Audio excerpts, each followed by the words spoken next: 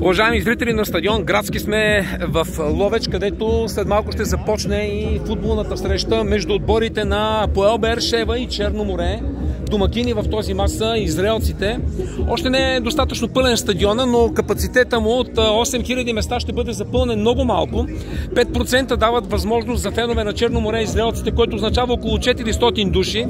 Много фенове се организираха, бяха в центъра на Ловеч и организирано ще пристигнат на стадион Градски. Виждате тук, че част от футболистите на Бершева се събират в тунела и излизат с готовност за началото на този двубой. Аз ще ви обявя съставите на двата тима след малко, но преди това искам само да съсредоточа вниманието ви върху тях. Ето така, за да видите как изглеждат стартовете 11 на двата тима. Това са футболистите, на които са заложили Ян Илиев и Ран Кожух. Пламен Илиев е тук, който загрява заедно с резервния вратар Християн и треньора на вратарите. Останалите момчета от резервите са взели местата си ето тук в официалната футболна ложа. Виждате тук и Дани Мартин е сред тях, който също ще бъде резерва в тази среща. Така че те са готови всеки момент да започнат своята загрявка футболистите на Черно море. Матч, който се очаква с огромно нетърпение, защото след толкова години, казвам толкова, разбирайте 9 години, отбора на Черно море отново влиза в европейските клубни футболни турнири, което е страхотно.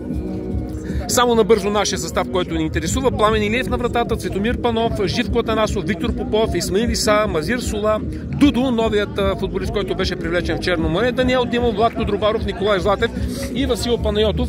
Виждам, че израелската команда вече се е събрала. Официалните им гости сето там горе в ложата и виждам, че отбора на израелците излиза за официално загряване. Събраха се в тунела всички момчета на Ран Кожух, за да излязат заедно за загряването.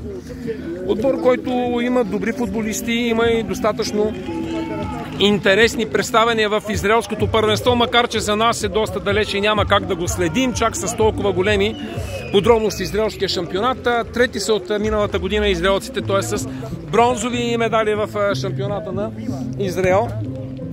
Командата на моряците е с сребро в изминалото първенство. Най-важното е, че отбора на Черно море си извоюва правото да играе във втори предварителен кръг на Лигата на конференциите, което е фантастично. Вече виждам, че на стадиона се появяват и голяма част от феновете на Черно море. Разбира се, че феновете на двата тима ще бъдат разделени в противоположни сектори, така че аз си мисля във всеки един момент стадиона ще се понапълни с фенове на моряците. Това, което искам да кажа, което е най-важно може би в този момент, отбора на Черно море да намери сили, настроение и най-вече самочувствие, защото когато не стъпваш в Европа, нямаш необходимото самочувствие.